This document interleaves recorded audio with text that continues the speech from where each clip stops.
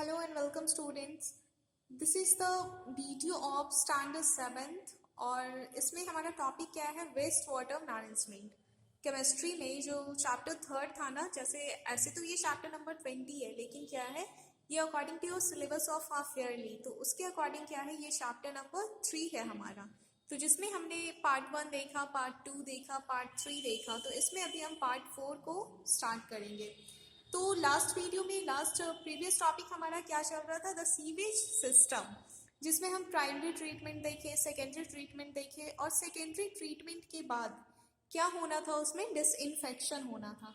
मतलब जो पानी हमारे घर से निकल रहा है उसको वाटर बॉडीज तक पहुंचने तक बीच में कितना उसका ट्रीटमेंट किया जाता है जिससे वो जर्म्स फ्री हो, कुछ हार्म कॉज ना करे, पॉल्यूशन ना हो, डर्टी ना हो, वाटर बॉडीज को वो पॉल्यूट ना करे, जितने एक्वाटिक एनिमल्स है उसके लिए कोई हार्म कॉज ना करे। तो ये क्या था, इतनी सारी प्रोसेस के बाद ये लास्ट स्टेप था हमारा उसमें डिसइंफेक्शन का। तो डिसइंफेक्शन होता क्या है वो देखिए। After the secondary treatment the water is disinfected by adding chlorine to it. जैसे क्लोरीनेशन बोलते हैं ना कि जिसमें हम क्या करते हैं, क्लोरीन को ऐड करते हैं हम वाटर के साथ। जैसे आप पानी पीते हो ना, बिस्लेरी का आप पीते, तो उसमें क्या होता है, वो मिनरल वाटर होता है, उसमें मिनरल एडेड होता है। तो उसी तरीके से ये क्लोरीन भी क्या है, एक तरह का मिनरल है जो हम ऐड करते हैं उसको डिसइंफेक्ट करने के लिए, मतलब उसको डिजीज या फिर जर्म्स फ्री करने के लिए।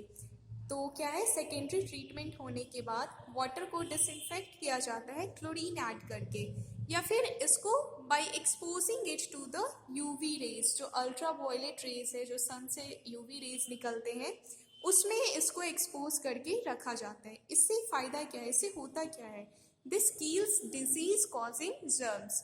जो जर्म्स डिजीज कॉज कर रहे हैं उनको ये किल करता है। आपको पता है ना, ऐसे भी over exposure to UV rays या फिर ओवर एक्सपोजर टू सन, इससे क्या होता है ना, बैक्टीरिया, वायरस, ये सारे मर जाते हैं।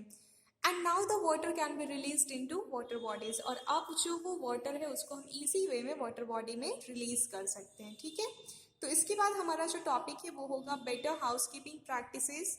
मतलब हाउस कीपिंग, जो हमारा हाउस होल्ड प्रैक्टिस है उसको कैसे सही रखेंगे जिससे हमारा सीवेज सिस्टम सही रखे, पॉल्यूशन कम से कम हो, तो ये देखेंगे। इसके बाद हमारा है alternate methods for sewage disposal, और लास्ट टॉपिक होगा हमारा वर्मी कंपोस्टिंग टॉयलेट, जो आजकल इंडिया में बहुत ज़्यादा यूज़ किया जा रहा है। देखिए, तो यहाँ क्या है, बेटर हाउसकीपिंग प्रैक्टिसेस, मतलब वैसी कौन सी हमारी आदतें होनी चाहिए जिससे जो प्रोसेस हो रहा है उसमें उनको कम मेहनत करना पड़े। जैसे यहाँ पे है a lot of waste that we generate at home is thrown into the sink और फ्लश्ड डाउन द टॉयलेट। ठीक है, बहुत सा वेस्ट होता है जो हम जनरेट करते हैं उसको डायरेक्टली हम सिंक में थ्रो कर देते हैं या फिर फ्लश डाउन कर देते हैं टॉयलेट में। This adds to the sewage, लेकिन ये क्या हो रहा है, जो सीवेज हमारा है उसमें ये ऐड हो रहा है जाके, ठीक है, मिल जा रहा है। Sewage is generally treated before being disposed of in a water body. जैसे हम अभी पढ़े ना, प्राइमरी ट्रीटमेंट, सेकेंडरी ट्रीटमेंट, और फिर लास्ट क्या था, डिसइंफेक्शन मेथड। तो ये उसको ट्रीट तो किया जा रहा है, लेकिन क्या हो रहा है ना कि वही पानी है ना जो ट्रीट होके वापस से हमारे पास आ रहा है। तो जो प्रोसेस हो रहा, द सेम वाटर बॉडी में be the source of water supply to the town, वही पानी है जो हमारे पास वापस से आता है। A few simple steps at home can minimise the strain imposed on the water supply system in cleaning the water for our use. तो अगर हम अपनी आदतों को सुधार लें, कुछ आदतों को सही कर लें, तो उनका जो प्रोसेस है, उनका जो काम है वो कम हो सकता है, उनकी मेहनत कम हो सकती है, जो पानी हमारे तक पहुंच रहा है उस प्रोसेस को कंप्लीट करने में। तो सबसे पहला स्टेप क्या होना चाहिए, do not dispose of cooking oils and fat in the kitchen sink. कभी भी किचन सिंक में कुकिंग ऑयल या फिर फैट को डिस्पोज नहीं करना चाहिए। इससे क्या होता है ना, पाइप्स का ब्लॉकेज हो जाता है, उसको हमेशा डस्टबिन में ही थ्रो करें। Do not dispose of used tea leaves, solid food remains, sanitary napkins etcetera. जैसे चाय पत्ती हो गया या फिर सॉलिड फूड रिमेन्स है, जो हमारा खाना है उसका कुछ पार्ट बचा हुआ है, तो उसको डायरेक्ट हमको सिंक में नहीं डालना चाहिए, फिर टॉयलेट में नहीं छोड़ना चाहिए, फेंकना चाहिए।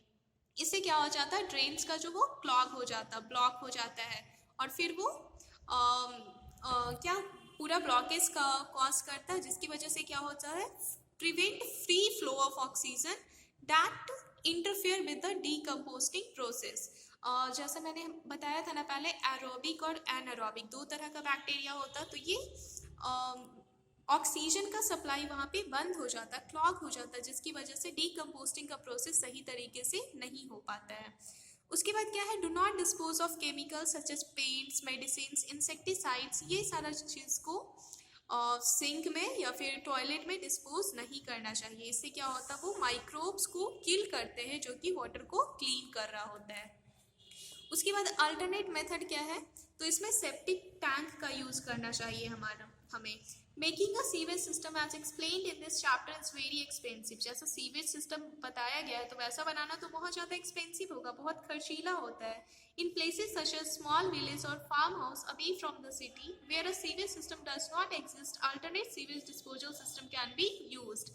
तो उसकी जगह पे एक अल्टरनेट हम लोग यूज कर सकते हैं जिसका नाम क्या है, सेप्टिक टैंक। इसमें होता क्या है, the sewage is allowed to flow into a tank in which anaerobic bacteria decompose the waste।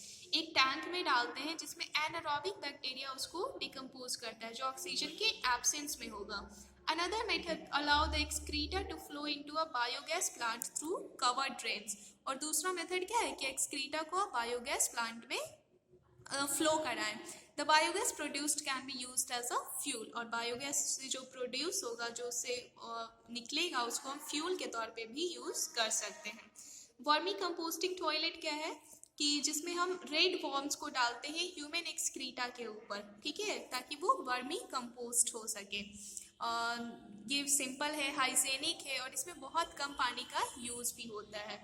तो ये एक मैन्योर की तरह भी काम करता है। जो वर्मी कंपोस्ट है, ये हमने पढ़ा था ना अपने प्रीवियस चैप्टर में ही, प्रीवियस क्लास में, कि वर्मी कंपोस्टिंग एक मेथड होता है जिसमें हम वॉर्म्स को डालते हैं एक्सक्रीटा के ऊपर और फिर वो उसको फीड करके मैन्योर बना देता है, खाद बना देता है, जो कि फार्मिंग के लिए बहुत ज़्यादा यूजफुल होता है। तो ये हमारा चैप्टर यहाँ पे फिनिश हो रहा है, वेस्ट वाटर मैनेजमेंट। इसके बाद इसका जो भी ऑब्जेक्टिव्स है, क्वेश्चन आंसर है, आप इसका ऑब्जेक्टिव बना कर रखोगे, फिर मैं उसे एक बार बता दूंगी। Thank you.